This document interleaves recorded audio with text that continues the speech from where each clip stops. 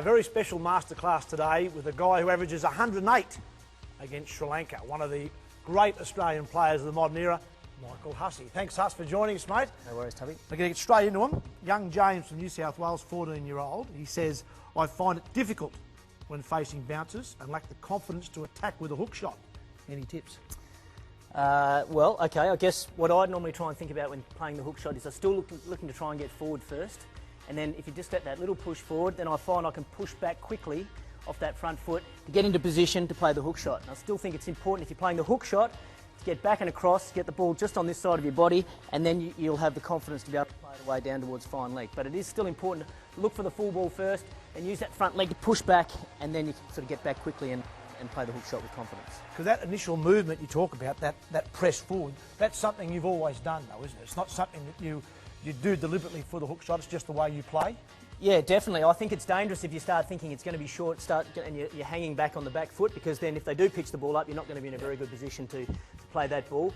But I also find that I can use that front leg to push back really quickly and get into better position to play off the back foot as well. Terrific, mate. So that's, James, that's for you. Now for Dylan, 13-year-old from Victoria, I'm having trouble with the ball just outside the off stump, like most batsmen. Yeah, we all do, yeah. And I tend to edge the ball to the keeper or slips. How do I fix this? Can you fix it, and how did you go about it? Well, no, it's a difficult one. I think all batters are going to nick certain balls, at some stages throughout their career. But I still think, again, like what I was saying, is still look to get really in a good position forward. I think if you're tentative with your footwork, I find that I sort of nick a fair few more balls. So I really try and be positive with my footwork, get into really good position, really try and sniff that ball, and then try and play as straight as you can. You know, whatever the line of the ball is, try and line it up and just play straight down that line. If it does seam a little bit, hopefully you're good enough to play and miss it. Sometimes you get yourself into trouble is if you see it seam and then you just follow it a little bit, that's when you can find the mix as well. So my advice would be to be really positive with your footwork, get into great position, and then just play straight down the line. If it does too much, then hopefully you miss it and it goes through to the keeper. And I suppose at the end of the day, you're going to get out some way. And top water players get caught behind the stumps quite a bit. So if you nick one every now and then, sometimes you've got to walk off and say, well bowled. Sometimes you do need to give some credit to the bowler, yeah. Not too often. No, one from Peter here, 17-year-old from New South Wales. No matter how much practice I do playing straight through the offside, I always strike the ball with the inside part of the bat, which means I miscue a lot. Are there some adjustments I can make to correct this? Well, it's a good question, actually, and I must say I've had some problems with this as well over my career. And what I've tried to do is just try and grip the bat less with my bottom hand. I always found that if I gripped the bat really hard with my bottom hand, it sometimes would come through slightly closed, or it'd just take over a bit too much. And much like Adam Gilchrist, if you remember back to the World Cup final in 2007, he used a squash ball in his glove, just so he couldn't grip the bottom hand too heavy. So when I'm taking my stance, I try and make sure it's a nice, strong top hand grip, and then I just literally rest the bottom hand with just one finger on the bottom of the bat. And that way, when I pick the bat up, the top hand is controlling the bat, and I find I can then play straighter down the line a lot easier. Obviously, when you're going to play back foot shots, the bottom hand just naturally sort of comes in and takes over at certain stages, but you don't want the bottom hand taking over too early in your shots. Beautiful, mate. I think keep that front elbow up's also the key. I always tell kids if they use that, well, for us, the right elbow, to point where we want the ball to go, point it through covers, that's where the ball will go. That's certainly helped as well. Luke, 13 from Queensland, I'm a left-handed batsman and sometimes have trouble facing right arm over the wicket bowlers who move the ball away from me. What stump do you suggest taking guard on? It's another good question, and it's going to be something that we're going to have to face in this series, say, with Kulasekaran. He bowls very well to left-handers from over the wicket, can take the ball away from us. I just keep it pretty simple. I like to take a middle stump guard. And again, I think it's just really important to pick up the line of the ball and just play as straight as you possibly can. If the ball does swing away or do too much, then hopefully you're just playing a nice straight line and it can beat you through to the keeper. If it's not, then you can just line it up nice and straight. I think if bowlers then come around the wicket, then you can move your guard over a little bit just so you can sort of get into their line a little bit and try and line the ball up a little bit more. But from over the wicket, I just keep it pretty simple, centre stump guard, and just try and play naturally. Do you sometimes bat out of your crease? I know that seems to have come into the game a lot lately, where batsmen actually bat out of their crease. Do you do that, or just stick with the guard where you normally bat? No, I think it's definitely an option, particularly if someone's swinging the ball a lot. You can maybe try and get out at him a little bit and try and negate some of that swing. So yeah, no, I think it's definitely an option. Okay, mate. Well, Stay right with us. We're going to take a short break and we've got more questions for you, mate. Thanks for joining us again. No worries.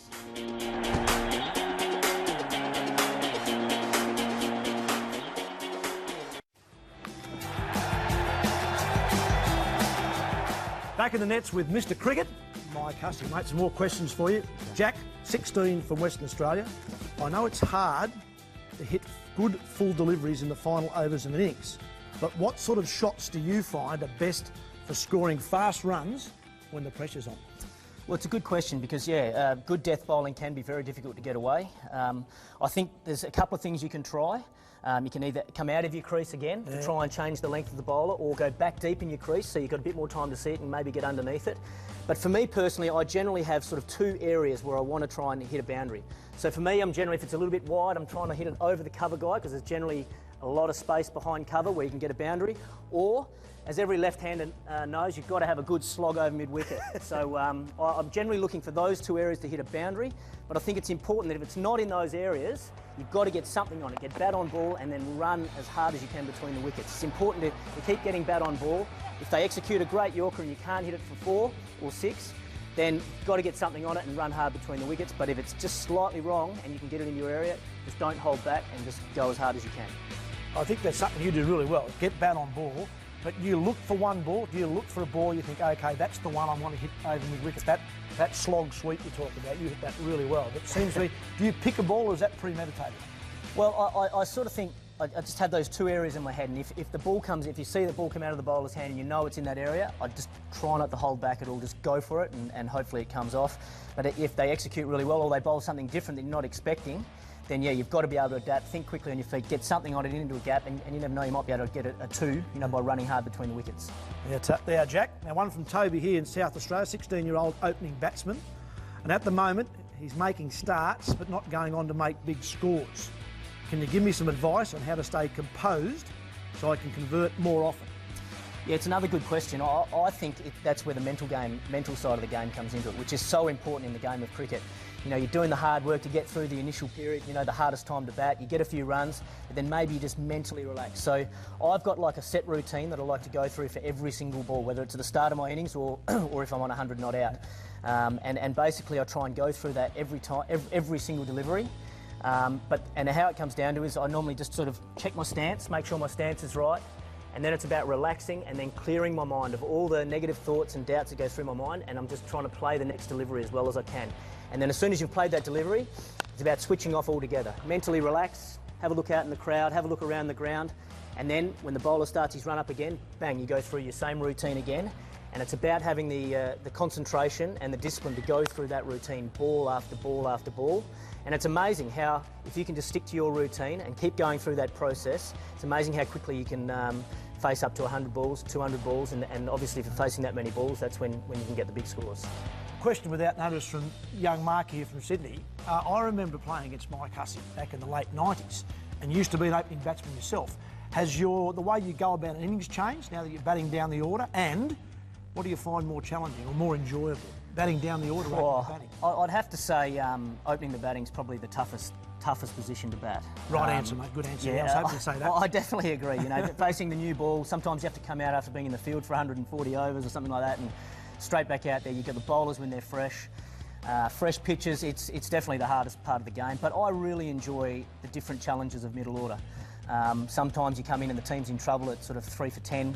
Sometimes you have to come in when the team's 3 for 300 and you've got to try and accelerate and get ready for a declaration. Sometimes you get the challenge of batting with the tail and trying to annoy the opposition captain by trying to noodle the field and keep the strike and things like that. So I really enjoy the different challenges of batting in the middle order and the different type of scenarios you get in the game. Beautiful, mate. Now I've got a question here from Will and Darling Point. Okay. Do you classify yourself as an all-rounder? Well, I think I have to these days. I've got some pretty big scalps in my pocket. I think Kumar Sangakkara's in my pocket, which is a pretty handy to have. So I'd say, yeah, I'd have to say I'm a bit of an all-rounder, yeah. You're joking. You're not that good. I reckon I can still face you. Well, go on then, get down there and I'll knock you over. Don't worry about that. Well, I've got a ball. Here you go. You can even use my bat. It's got runs in it, this bat? I hope so. Righto, give us a quick go. Hang on. What are you going to bowl? That medium what was that first question? Something about the hook shot? Righto, mate, come on. See what you got. Cheers. You're a bit close. Oh, Gotcha! look, leading edge, that's runs in it. No, you're definitely all rounder. You've got me now as well. Well done. Thanks, mate. Now, just as we're walking back, I see you wearing a Booper shirt. Yes. You're a Booper ambassador today. Can you tell us what you're doing there and tell us a bit more about that role that they are now a major sponsor of Australian cricket? Yeah, well, yeah, Booper are sponsors of, well, the official health sponsor for Cricket Australia, and they support our support staff, you know, which are very important to us as players. You know, they keep us fit, they keep us healthy, they keep us on the park for longer, and I think they're all about, for all Australians, just finding a healthier you. So they've been a great sponsor for us so far. We hope the association continues for a long time, and yeah, we hope that they keep supporting our support staff in particular, because, as I said, they are an extremely important part of our team. Well, they've picked a very healthy man to do it, mate. Congratulations on that role. Congratulations on your summer so far. Thank you. And good luck for the rest of the series, mate. Thanks, Tup. Thanks for joining us. Cheers, mate.